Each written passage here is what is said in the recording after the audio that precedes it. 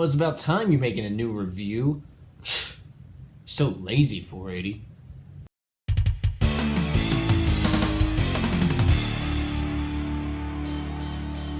Greetings, everybody. My name is 480 Volts. So, every video game franchise has that one game that's kind of considered the black sheep of the series. I feel like I've said this before. You know, I've heard people say that they think Final Fantasy II is the black sheep of the Final Fantasy series, and I've always been like, what? No, it's Final Fantasy VIII. That's the black sheep, right? And then I actually played Final Fantasy II, and yeah, I can see where they're coming from. I don't know if I would blatantly call Final Fantasy II the black sheep of its series, but if I were to say that, then I would have to say that Final Fantasy on a whole has two black sheep. But let's get into this game, shall we? After the success of the first game, Square began working on a sequel, with Hironobu Sakaguchi taking on the role of director. Final Fantasy II was released on the Family Computer Disk System in 1988 in Japan, but would not see an international release until the early 2000s when it was bundled with the first title in a Sony PlayStation 1 package called Final Fantasy Origins. This package was a remake of the first two games, featuring all new graphics, remixed music, even some sweet opening cutscenes. The two games were then remade for the Game Boy Advance under the title of Final Fantasy I and II Dawn of Souls, and in 2007 Final Fantasy II was remade for the PlayStation Portable. Us Americans never actually experienced this game until 2003, by which time we'd already played FF4, 6, 7, 8, and 9. In fact, some of you older gamers might have been expecting me to talk about a completely different game when you saw the title of this review. The NES footage used in this review is a fan translation of the original Japanese release. Don't play it. It's a really rough translation. The story is a bit more in-depth this time around. The majority of the world is under the control of the Empire of Palamecia, who are using monsters to keep their enemies in check. A small band of rebels plans to overthrow the Emperor. It's like Star Wars, but without the stars, or lightsabers, or droids, or Darth Vader. Anyway, the player takes control of four orphan teenagers, Firion, Maria, Gus, or Guy, depending on your translation, and Leon. The game begins with a text monologue explaining the backstory and then throwing the kids into a battle which you, the player, have no hope of winning. After your party is obliterated, Firion wakes up in a small rebel-inhabited town called Altair. Maria and Gus are nearby, but Leon is missing from the group. The trio eventually joins with the rebellion and sets off to defeat the Emperor. But wait a minute, what about the Warriors of Light, the Four Fiends, the Elemental Orbs? Welcome to the world of Final Fantasy, ladies and gentlemen, a franchise consisting of many different games, almost none of which are canon to each other. Any veteran FF player understands this, but some of you newbies out there might not be aware that most FF titles take place on a different playing field with different players. I'm not entirely certain as to what prompted this decision, but I seem to remember Sakaguchi once admitting that he never liked the idea of making sequels in any video game franchise. There are almost no commonalities between this title and its predecessor, except for the fact that the original NES sprite of Firion looks virtually identical to the fighter job class of the first game. However, there are a few concepts introduced in this game that would become staples in the series, such as the Chocobo, a large yellow bird that typically allows the player to cover great distances on the world map without running into random battles, and Sid, the airship owner. Even though the characters are given default names, you are given the option at the beginning of the game to choose different names by which they will be referred to for the rest of the game. These kids actually have dialogue this time around, and even, believe it or not, a little bit of personality, instead of silent drones who are nothing more than your pawns. I mean, it isn't exactly Shakespeare, but it's an improvement over the previous game's story. The Emperor himself is pretty dull and generic as a villain. The three main characters in your party are Firion, Maria, and Gus, who will remain constant in your party throughout the entire adventure. Other characters will come and go occasionally, giving you a fourth character slot. The game uses a keyword system to progress through missions. After different events, you can talk to the leaders of the rebellion who will mention certain keywords. These keywords are highlighted in the text and you have the option to memorize them, thus entering them in a list. You can then ask about these words to different people and possibly learn information that will aid you, or even receive a new mission. Interesting system, I kinda like it. The battle mechanics are a huge mixed bag. Instead of choosing different job classes like you did at the beginning of the previous game, the kids start out very generic and neutral with barely any physical or magical capabilities. Their stats are by no means identical to each other. For example, Gus is definitely built more for physical fighting, while Maria is slightly more magically inclined, and Furion's HP seems to grow at a much slower rate than anybody else's. But they're pretty much bare, and it's up to you to build them from the ground up and decide how they are to grow. Their various stats increase depending on how you utilize them in battle. If you spend more time spamming the fight command in battle for a specific character, say Furion, then his physical strength stats will increase, making him grow more in the direction of a physical fighter. Spend more time using magic spells on his turn, and his magic stats will increase. Everyone has the ability to utilize magic, although you will have to buy spells for each individual character. Everyone can also use the same weapons and equipment if you so desire. I kinda like the amount of control that's given to you. You determine how your characters develop in the game, and just like real life, the more you engage in certain activity, the better at it you become. Because everything is so interchangeable, there is no real reason why you can't have everyone equally, more or less, developed in both magic and physical fighting. It will just take a little bit of extra time on your part to properly ration physical and magical attacks.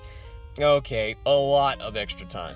Of course, you can develop your characters any way you'd like, but I would at least suggest assigning Cure, Fire, Ice, and Thunder to each character and spend time perfecting those spells. Then maybe assign one character to be the dedicated Mage and learn all the other spells that interest you. As for the fourth character slot, the different fourth characters you get throughout the story are typically well developed in one direction or another, except for Leon, who rejoins the party at the end of the game, who is just as bare as the trio started out. We don't have spell charges anymore. We're using MP as we will for most games in the franchise to come.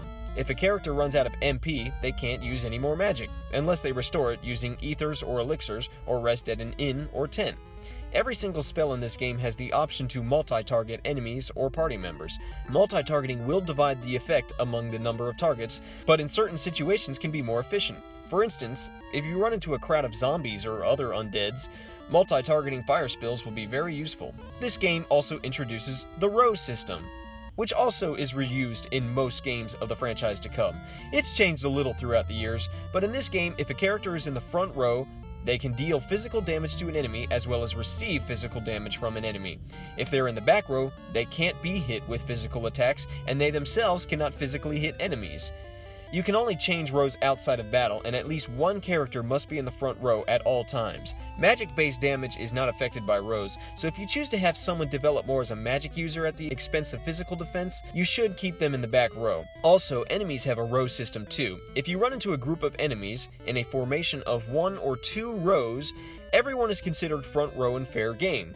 But anything more than 2 rows and the enemies in back will be unreachable by physical attacks until you take out the enemies in front. You won't even be able to target the guys in back. Once again, your magic can hit any enemy regardless of their row. Remember in my review of the first game when I said that if more than one character targeted a single enemy and that enemy died before everyone got their turns in, the rest of your party members would swing at empty air? That problem returns with a freaking vengeance in the original NES version of this game. Its annoyance is amplified thanks to the row system. Picture this. You encounter a formation of 6 enemies, 2 in front, 2 in the middle, 2 in back. Let's assume that this is one of those times where you have 4 party members. You feel confident that one physical attack will be enough to destroy each enemy. So you have each of your party members attack each of the 4 enemies in the front and middle rows. 3 of them fall, but one of your characters just doesn't deal out as much damage as you anticipated or just flat out misses. It happens, and that particular enemy was in the frontmost row. Now you're stuck with one guy in the very front and 2 guys in the very back, and nobody in the middle. For the sake of this rant, let's assume that magic isn't an option now. Maybe you're trying to conserve MP or something, and you really need to stick to physical attacks. Well, you can't target the guys in back until this idiot in the front is dealt with, so what you will have to do is have everyone attack the front guy, who of course dies from the first hit, while your other 3 mindlessly swing at empty air. And then you can finally attack the 2 guys in the back. This complaint really only applies if you're playing the original NES version, as the problem was fixed in the Origins version. In Origins, if everyone attacks one enemy and he dies before everybody gets their turns in, your remaining party members will pick a different target to exert their misdirected rage at. This game does something that no other FF title that I am aware of does. In fact, the only other RPG that I played that did anything remotely close to this was Chrono Cross. There are no experience points or level progression. As I've already explained, your character's stats increase depending on how you use them in battle. As such, their HP increases the more they take damage in battle, their accuracy increases the more they successfully land a physical attack, their MP increases the more they use magic, and so on and so forth. This makes grinding much more tedious. You have to be very methodical in battle. If you just deal with enemies as they come, your HP won't really grow throughout the game. You have to take damage of some kind, and enough of it, to get stronger. The most efficient way of doing this? Have everyone attack themselves. No, really, I'm serious. I'm not sure about the rate of growth for things like HP and MP, but individual spells have a growth number you can see in the magic menu. Once that number reaches 100, that particular spell levels up. Now you know why this review took so long to make. I spent so much time grinding and rationing my spell usage as well as buffing my HP. This game definitely moves at a slower pace. I found the most efficient method was to multi-target spells like fire and whatnot to my party members, occasionally using cure as needed, thus not only boosting the levels of those particular spells, but also boosting my HP at the same time. Even so, it still took a long time to get my characters up to competent levels. I don't know, maybe I'm being too picky here. I've never really liked to spend time grinding. I just want to get to the bottom line as quickly as possible. Buying and selling equipment and weapons has been tweaked a bit for the better. Unlike the first game, you can sell any item, weapon, armor piece, and anything else to any vendor, as opposed to the first game where you could only sell weapons to a weapons vendor, armor to an armor vendor, and so on. Also, when buying new equipment, you can see right away if it's going to help your characters or not before you even purchase it. Or at least in the Origins version. In the original NES, you wouldn't know if it would help your characters until you bought it, but at least you can see the difference when you equip it without having to go to the stats screen. That's a very little thing, but it counts. Money seems to be handled slightly different than any other RPG I've played.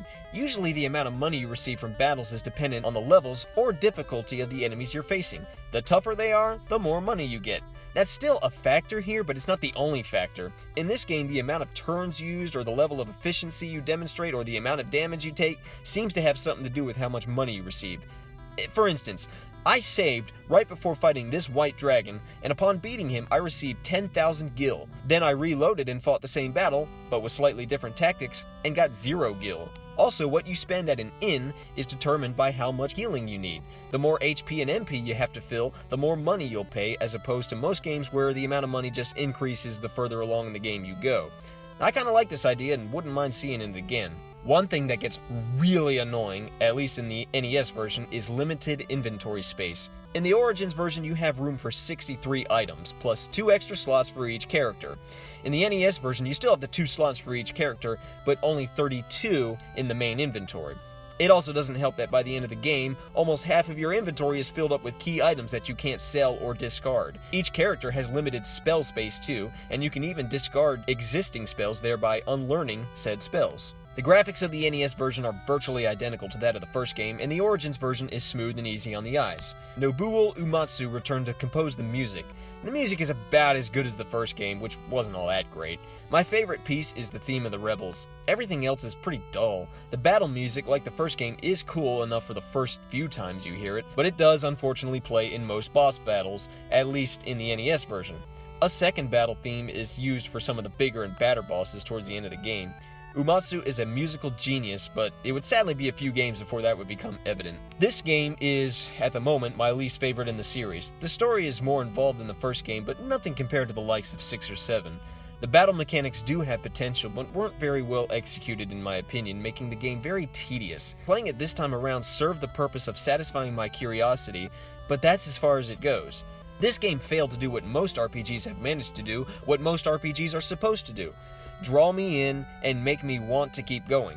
The fact that this review took so long for me to make is the proof that this game didn't motivate me to keep on playing. My wanting to finish the review and have a valid opinion of this game is the only thing that kept me going. This game just isn't worth my trouble. It's not even a bad game, it's just meh.